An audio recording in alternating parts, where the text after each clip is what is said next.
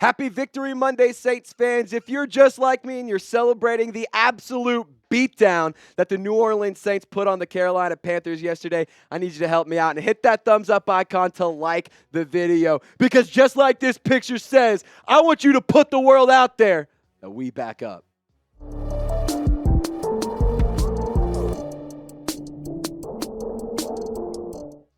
Not only is it Victory Monday, but here at Saints Now by Chat Sports, it's also Overreaction Monday. And I'm here to tell you right now, I have absolutely, positively inhaled the Kool-Aid. And I firmly believe that the New Orleans Saints are back. And I understand in the comment section, you might be sitting here saying, Trace, it was the Carolina Panthers. You need to take a chill pill. You need to relax. But my rebuttal? That's the entire point of this video. I'm overreacting to things from the big-time win. But before we go to that, I got to get you guys updated on the latest around the injury front on Marshon Lattimore. Nick Underhill reporting that it's a minor hamstring injury. That's exactly what we knew yesterday. And on top of that, it just echoes what Marshon Lattimore said after the game, and it was, quote, I'm good. So I do think it's important to get Marshon Lattimore back on the field. Hopefully it's nothing super major and he can go line up against CeeDee Lamb. But I will say this, I do have confidence in Paulson Adebo. And I honestly would like to see Kool-Aid McKinstry get some testing against some of the other wide receivers in Dallas. So maybe we could see a different matchup of Lattimore versus CeeDee Lamb, but that's the latest injury front around the New Orleans Saints. So be sure to subscribe and follow me for more updates around the black and gold because we're going to be providing y'all with all sorts of injury news, pregame stuff, previews, everything you need to know leading up to this Week 2 matchup. Now, overreaction number 1, the New Orleans Saints. Yeah, I said it. You're going to have a top 10 offense this season. I 100% believe that. If you don't believe me, well, I'm here to tell you they're off to a hot start. Look at this. The team offense leaders in the NFL so far. This is total yards per game. New Orleans Saints is number 8. They're not too far from number 7. I will say this. Shout out to Tampa Bay for being number 6. And again, these are the yards per game. We've only had 1 week. The Niners haven't even played. The Jets haven't played. So to a certain extent, these numbers may be slightly skewed. But I also will say this. When it comes to the points per game, 47 points doesn't happen on accident. I don't care who you're playing against. You don't accidentally score 47 points. The Buccaneers, 37, that's really, really good. But 47 is exceptional. Like, that doesn't happen without a really solid offense, without a phenomenal game plan, without incredible execution, and without really good play calling. And on top of that, the Saints' rushing offense has been stellar to start off the season. Between Jamal Williams, Alvin Kamara, and Taysom Hill, we even saw Jordan Mims get some run as well. 180 yards on the ground, which is good for number 3 across the league. They were first in pre-snap motion. They were third in play-action passes.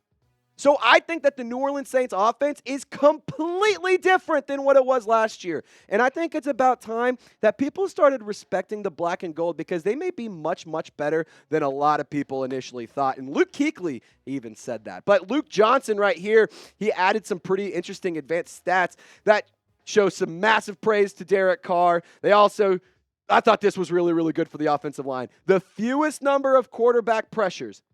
The Saints offensive line had the fewest number of QB pressures. We're going to talk about the O-line later, spoiler alert. But Alvin Kamara on top of that was really, really good. This Saints offense on all cylinders was firing yesterday. And I'm really, really excited to see them go up against a true test in the Dallas Cowboys and the Philadelphia Eagles in the following week. So I'm pumped up about this offense. They're off to a red-hot start, and I think they're going to be a number 10 unit. Now, number 2 for my overreaction. Last year, the Saints tied for 28th in sack production. I think they're going to be top 10. They're going to have a top 10 offense, and they're going to be top 10 in sack production on defense. And yesterday for Chase Young, there wasn't any production. If you look at the stat sheet, if you box score hunt like a lot of NFL fans do, you're going to be like, wow, Chase Young, 0 tackles, 0 sacks, 0 whatever, 0 QB hits. That's so crazy. Okay, box score hunt, that's fine. But just say that you weren't watching the game without saying you weren't watching the game. There were literally times in this football game that Chase Young was blatantly either getting tripped or held and no penalty flag thrown. I legitimately think that the NFL referees felt bad for Bryce Young, so they just stopped on the penalties. And Chase Young, there was not production, but he was a menace. He was absolutely lethal in the pass rush. And on top of that, he was really, really aggressive and created a lot of pressure, forced Bryce Young out of the pocket, forced plays to get out of structure. So Chase Young's impact, although you don't see it on the stats, it was definitely felt. But let's talk about Alontae Taylor here. Fun fact, Alontae Taylor is tied for first in the National Football League in sack production. He had 3 sacks yesterday. That is tied with the defensive end for the Buffalo Bills, Greg Rousseau. So a cornerback has the same amount of sacks as a defensive end that leads the NFL, and more than any other D end, or any D lineman for that matter, or any linebacker for that matter. He's also the only Saints defensive back in history of the franchise to have 3 sacks in one game. So this is why he's my Week 1 MVP. I thought that Alontae Taylor was everywhere yesterday. He was not only a talented defender of when it came to rushing the passer, but he was also really, really good when it came to defending the pass. Alontae Taylor was extremely impressive, and I'm pulling up his PFF grades because they just got released. Listen to this, guys. He was stellar. 4 run stops, 2 receptions allowed, an overall grade of 75.9, a run defense grade of 77.9, and a pass rush grade of 90.2. PFF grades are not the end of the world. They are not the end-all, be-all. They are not the gospel when it comes to evaluating NFL players. But when you're putting up really, really good numbers like that, it's kind of hard to argue that he was really, really good. So Alontae Taylor was my Week 1 MVP. I would argue that I could have an offensive and a defensive MVP, but I'm just going to go with one. So I want you to go with one. Is your MVP Derek Carr? Is it Taysom Hill, Alvin Kamara, the offensive line? I'll let you say that one. I want you to let me know who's your MVP. It could even be Klint Kubiak or Dennis Allen, but you need to get in the comments section and you need to share your thoughts right now. And also, when you're in the comments section, I encourage you to look for the link for GameTime. I absolutely love GameTime, and I'm here to tell you about an awesome new feature they have called GameTime Picks that makes getting tickets to see your favorite team play live even easier. GameTime Picks filters out the fluff to show you only incredible deals on great seats, so you don't have to waste time searching through thousands of tickets. When you download the GameTime app, create an account, and use code CHATSPORTS, you'll get $20 off your first purchase, and you can use those savings to get some gear, maybe some concessions at an LSU game, maybe even one for the Tulane Green Wave, or hell, just go get a ticket to the Saints game for Eagles at Saints. Now download the GameTime app, create an account, and use code CHATSPORTS for $20 off your first purchase. Terms do apply, but again, create an account and redeem code CHATSPORTS. That's code CHATSPORTS for $20 off. Download GameTime today. What time is it? Game time. You know what else time it is? Time for number 22 to get some damn respect because it took no time for him to get involved. I have my third overreaction, and I think Rashid Shaheed is going to have an 1,000-yard season. I did a bold prediction video leading into the season, and I said that Chris Olave and Rashid Shaheed will both have 1,000 yards. Chris Olave, not much of a factor yesterday. I can understand the concerns there, but don't be worried about it. You didn't have to feed Chris Olave. You got to spread the ball out to all of your playmakers. It was literally a party on offense because everyone was contributing. And I'm going to tell you right now, by the end of this season, the NFL will know the name Rashid the Need for Speed Shaheed because he's going to put this league on blast. Last year, he was top 10 in total offensive production with about 1,500 total yards, and he's already off to a hot start in this season. In the receiving front, 3 catches for 73 yards, but not to mention there was a couple of passes from Derek Carr that could have even added to this. So Rashid Shaheed had a 39-yard touchdown that was credit to the Panthers defense, a beautiful pass breakup. But had he gotten that, he would have finished with 4 receptions, 104 yards, and 2 touchdowns. Are you kidding me? Then he had 33 yards on 1 kick return. We also saw Jamal Williams get some kick returns. That was pretty cool. But then in the punt return front, he was averaging 20 yards a punt return. And right here, he averaged 24.3 yards per catch. Obviously, 33 yards per return on this one, but that's my point. Rashid Shaheed is going to have the name that everyone in the NFL is going to be talking about at the end of this season. He's going to be the guy that you're like, how did we not talk about him? How did my team not go and get him? Why is he still available? Or why did the Saints get him? That's going to be a player I think the entire league is going to be discussing when we get to the season's end. Overreaction numero cuatro. Derek Carr, in my opinion, he's done enough to win back to Saints fans. Again, it's overreactions. I still have my reservations, but I was very, very impressed. And just really quick rant right now. I had people on Twitter like saying, you've always been rooting against Derek Carr. You hate Derek Carr. Same thing in the comment section. Could not be further from the truth. Am I happy with how Derek Carr played last year? No. Do I want Spencer Rattler to be the quarterback of the future in 5 or 6 years? Yes. Derek Carr is in year 11. He will not be the quarterback forever. So 2 things can be true. 1, I want Derek Carr to succeed this season because I don't care who the quarterback is. I just want my team to win football games. And 2, I can also want a young rookie quarterback to be the guy for the future. So just really quick, 2 things can be true at the same time for those of you who didn't know that. But I just got to talk about Derek Carr because, oh my goodness, like football play aside, like just not even talking about that yet. Derek Carr was talking that shit, and I think that is unbelievably awesome.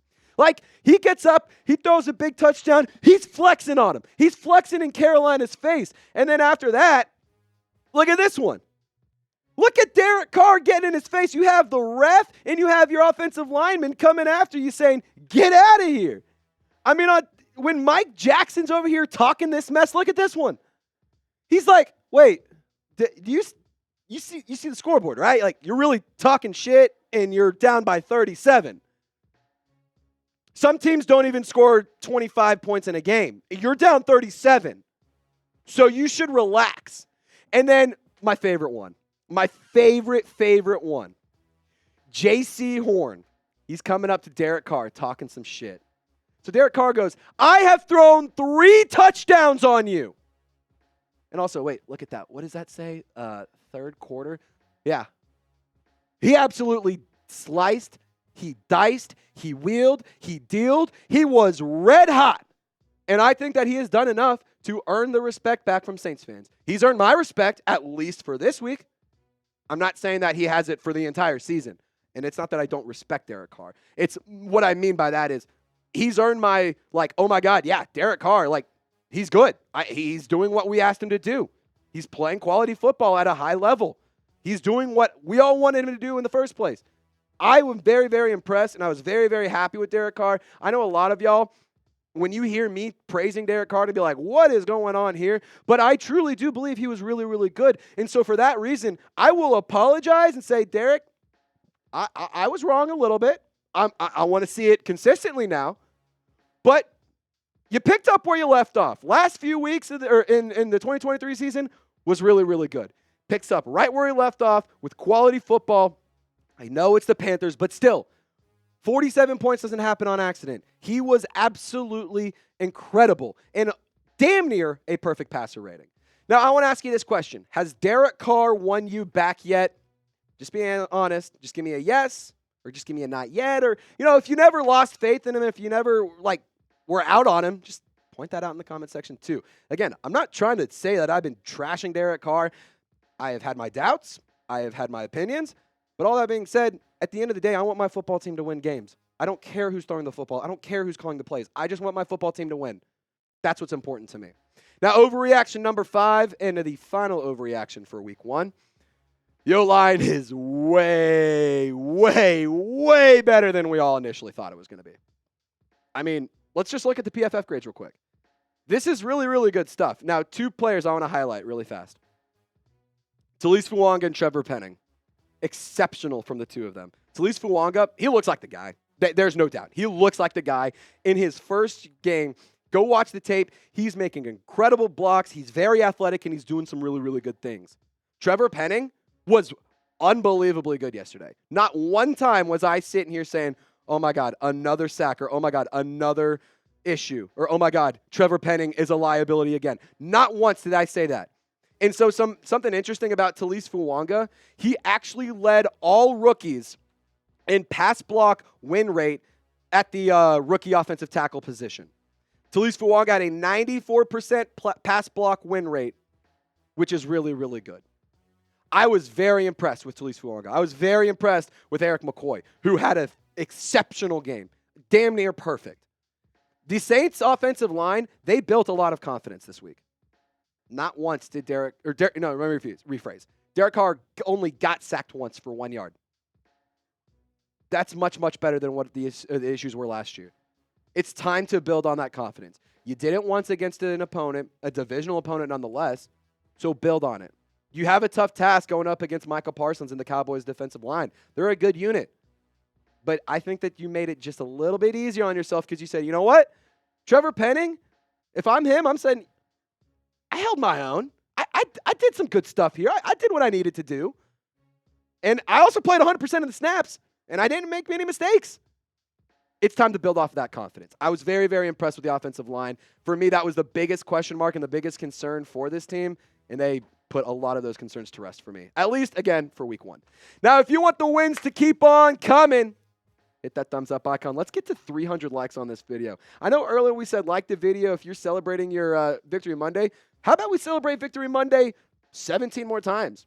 Wouldn't that be pretty sick? Or I guess 16 more times. Wouldn't that be sick? Well, I think that'd be pretty fun. I'd love to have a bunch of more of these Victory Mondays. So hit that thumbs up icon. And y'all stay golden. We will see you next time.